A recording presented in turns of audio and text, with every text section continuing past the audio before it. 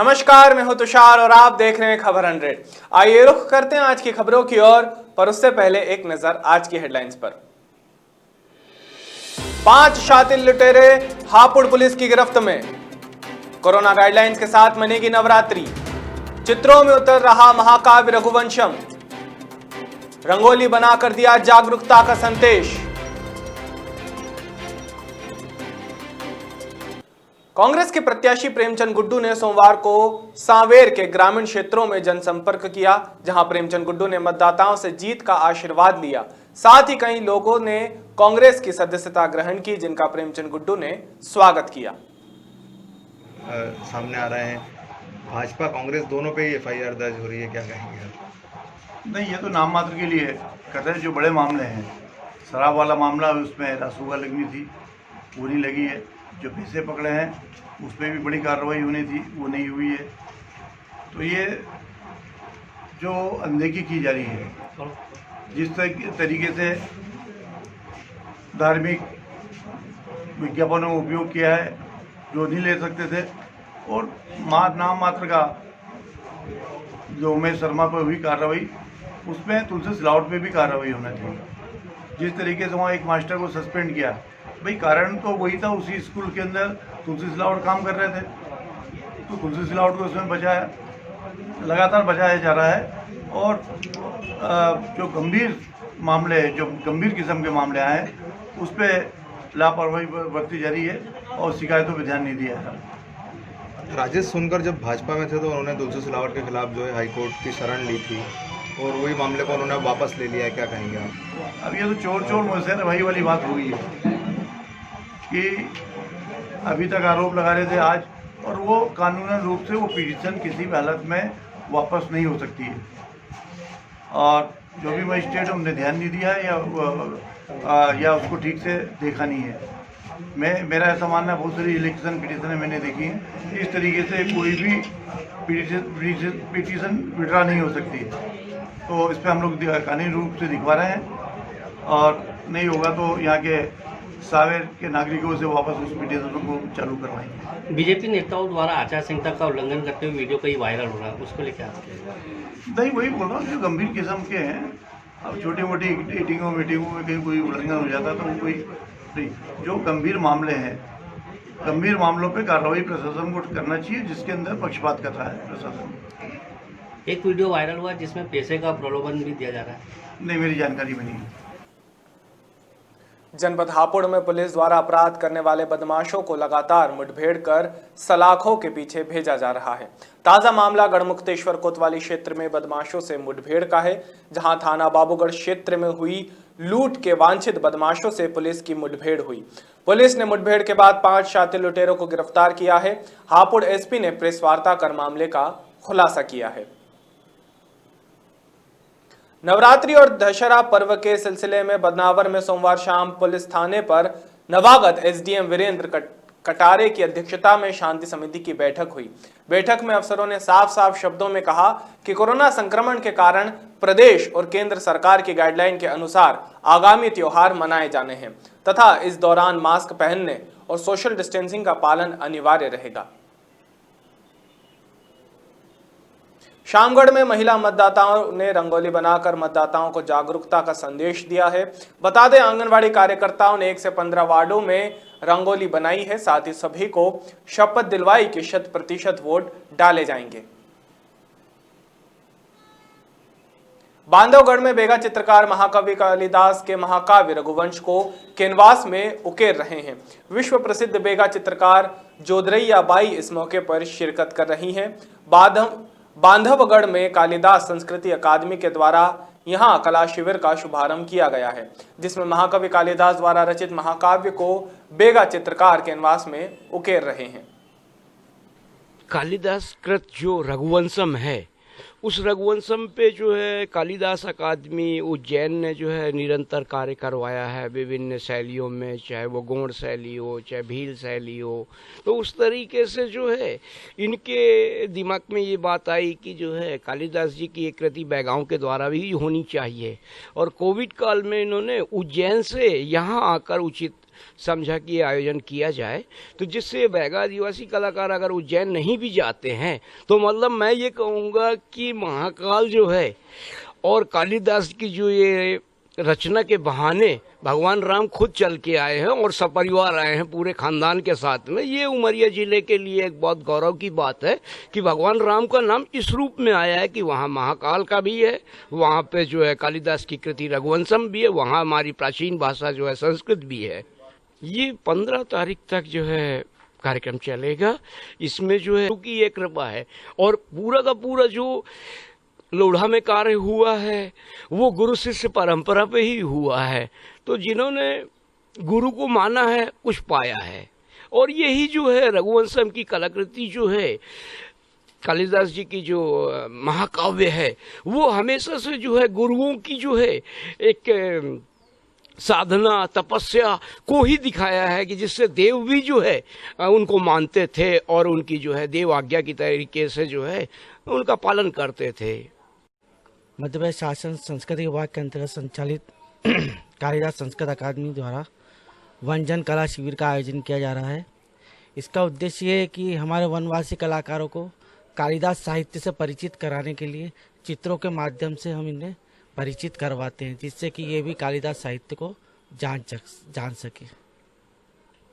कालिदास साहित्य को ऐसे नहीं पहचानते हैं, तो हमने यह सोचा कि इन्हें चित्रों के माध्यम से ही परिचित करवाया जाए, जिससे ये पहचान सके। और हमारे द्वारा जो कालिदास अकादमी में जो राष्ट्रीय कालिदास चित्रकला मूर्तिकला प्रदर्शनी प्रतिवर्ष आयोजित की जाती है, जिसमें पूरे देश से पारंपरिक और लोक शैली में कलाकृतियाँ आमंत्रित होती है, तो वो यह भी उस प्रतियोगिता में पार्टिसिपेट कर सके और यह भी उसमें पुरस्कार प्राप्त कर सके। पूर्व में भी हमने गौड़ और भील शैली के कलाकारों को यह काम करवाया और उनमें से कुछ कलाकारों द्वारा पुरस्कार भी प्राप्त किए जा चुके हैं। सर, ये जो उज्जैन से कालिदास अकादमी जो संस्था आई हुई है, ये बैगा कलाकार जो 12 आए हुए हैं, ये रामायण के ऊपर बना रहे हैं पेंटिंग। रघुवंशम करके सब्जेक्ट दिए हुए हैं कि अलग अलग कहानी पर बनाइएगा, ऐसा मतलब। और बैगा जनजाति से मतलब हैं सब 12 लोग, मतलब पहली बार अभी हो रहा है जो रामायण के ऊपर बनाया जा रहा है। मतलब ये आप किस विषय पे बना रहे हैं? सर, मैं तो बना रहा हूँ एक मुरी, मतलब जो वरिष्ठ जो साधु हैं जो उसमें मतलब जो गाय रहता है और वो क्या बोलते हैं दिलीप और उनकी रानी, जो उनको मतलब श्राप दिए गए थे कि उनका वंश नहीं होगा, तो उन्हें दिलीप ने मतलब वहाँ मुझे जिनसे पूछने गए कि ये ऐसा क्यों हो गया, तो तुमने बोले थे कि आप मान किए थे मतलब गाय को देख के, तो इसलिए तो आपके पास नहीं। तो उन बोल रहे थे कि आप कुछ बताइए उपाय है या ऐसा। तो उनके पास एक बछड़ा था ताकि उनको सेवा करो, अच्छा खूब वो करो तो कुछ हो सकता है। तो खूब सेवा कर रहे हैं, करते करते एक जंगल में गए। जंगल में तो एक गुफा में मतलब शेर आ गया। विधानसभा उपचुनाव के लिए नाम निर्देशित पत्र जमा करने के चौथे दिन पर पहले नामांकन के रूप में भाजपा प्रत्याशी नारायण सिंह पवार ने अपना नाम निर्देशित पत्र जमा किया। भाजपा प्रत्याशी पवार के ब्यावरा क्षेत्र के चुनाव कार्यालय का सोमवार को पुराने एबी रोड पर मां वैष्णो देवी मंदिर के सामने स्थित मैदान में उद्घाटन किया। ग्वालियर शहर के हजीरा थाना क्षेत्र में एक सप्ताह पहले चोरी की सनसनीखेज वारदातों को अंजाम देने वाले भिंड के युवक को पुलिस ने गिरफ्तार किया है। आरोपी ने पटियाला में पदस्थ एक फौजी सहित 2 मकानों में चोरी की थी और रिवॉल्वर सहित लाखों की मशरूका गायब भी किया था। घटना के सीसीटीवी फुटेज पुलिस को मिले थे। इसी आधार पर आरोपी की पहचान की गई। अपने 6/10/2020 को माधवी नगर में सुखदेव सिंह तोमर के घर में जो फौजी हैं और पटियाला में उनकी पोस्टिंग है, उनके सोने घर में अज्ञात चोर द्वारा उनकी लाइसेंसी रिवॉल्वर और सोने के आभूषण चोरी किए गए थे और एक प्रजापति के घर में 2 मोबाइल भी चोरी हुए थे। तो अपराध पंजीबद्ध किया गया था जिसमें कि रिवाल्वर जो कि गंभीर वारदात हो सकती थी उससे, तो उसके लिए हम लोग सजग थे और एक टीम बनाई पुलिस अधीक्षक महोदय के आदेश के उसमें, और गंभीरता से उसको सूझबूझ से हमने उसको राउंड अप किया।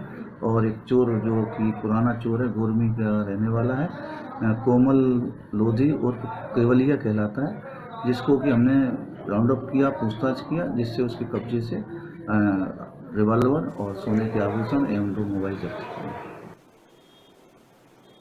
सोमवार को कसरावत तहसील के ग्राम पंचायत लेपा के समीप जंगली जानवर ने गाय के बछड़े का शिकार किया है।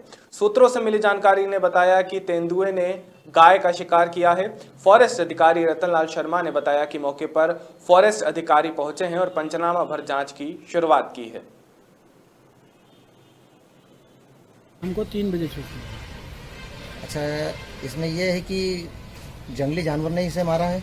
हाँ, वो जंगली, हमको पैरों के निशान तो नहीं पाए, बाकी जंगली जानवर का। वहाँ से सूचना आपको किसने दी? वहाँ गाँव में उससे खुद पशु मालिक ने दी, गाय मालिक। किसका जानवर था ये? आनंद राम पिता दशरथ। अच्छा, ये वहीं का लेपा का निवासी? वहीं का लेपा, वही तो कुछ दूर चरा रहा था। बदनावर में उपचुनाव को लेकर नाम निर्देशित फॉर्म जमा करने की प्रक्रिया के चलते सोमवार को भाजपा प्रत्याशी राजवर्धन सिंह दत्तीगांव के नाम के समक्ष ने अपना नाम निर्देशित पत्र रिटर्निंग अधिकारी के समक्ष जमा किया है। जानकारी के अनुसार दत्तीगांव ने सोमवार को मुहूर्त के मान में नामांकन पत्र जमा किया है। वरिष्ठ भाजपा नेता और कार्यकर्ताओं की मौजूदगी में 16 अक्टूबर को वे नामांकन पत्र जमा करेंगे। तिलगारा मंडल के विभिन्न गांवों में सोमवार को कार्यालय का उद्घाटन हुआ। तिलगारा कार्यालय उद्घाटन के अवसर पर कार्यकर्ताओं को संबोधित करते हुए विधायक कलावती भूरिया ने कहा कि प्रजातंत्र का गला घोटने वालों को पूरी ताकत से हराओ, किसी के बहकावे में मत आओ और सौदेबाजी कर सरकार गिराने वालों को अब सबक सिखाओ। उपचुनाव के बीच जहां सभी नेता मतदाताओं को रिझाने में लगे हुए हैं, वहीं उच्च शिक्षा मंत्री मोहन यादव का ऐसा बयान सामने आया है जिसमें वो खुद मुसीबत में फंसते दिखाई दे रहे हैं। मोहन यादव ने अपने बयान में कहा कि वे सबको ठिकाने लगा देंगे और घर से निकालकर जमीन में गाड़ देंगे। लेकिन बुरा करने जाएगा तो घर से निकाल लाएंगे और जमीन में गाड़ने वाले लोग हम है, ये भारतीय जनता पार्टी के लोग। मामूली बात नहीं है, मर जाए जो कर देंगे। इनको लिया है, उनको लिया है, पता नहीं किस नकली राजा के छोरे को लिया है। अरे वो राजा के ठिकाने नहीं पड़े, उसके छोरे के क्या ठिकाने पड़ेंगे? सबको ठिकाने लगा देंगे। तेरे को भी देख लेंगे, तेरे राजा महाराजा को भी देख लेंगे, कहीं कोई पता नहीं। कोरोना महामारी को देखते हुए केंद्र की गाइडलाइन जारी होने के बाद प्रदेश सरकार ने यह आदेश दिया है कि 15 नवंबर तक प्रदेश के 1ली से 8वीं तक सरकारी स्कूल बंद रहेंगे, जिसके बाद 16 नवंबर को स्कूल खोलने का निर्णय लिया जाएगा। साथ ही 9वीं से 12वीं तक की क्लास आंशिक रूप से चालू रहेगी, जिसके तहत नियमित कक्षाओं का संचालन नहीं होगा। ग्वालियर विधानसभा से बीजेपी प्रत्याशी प्रद्युम्न सिंह तोमर ने सोमवार को कोटेश्वर महादेव की पूजा अर्चना कर उनका आशीर्वाद लिया और समर्थकों के विशाल काफिले के साथ नामांकन भरने के लिए निकले। इस मौके पर ऊर्जा मंत्री और भाजपा प्रत्याशी तोमर ने कोटेश्वर महादेव से विजय होने का आशीर्वाद लिया।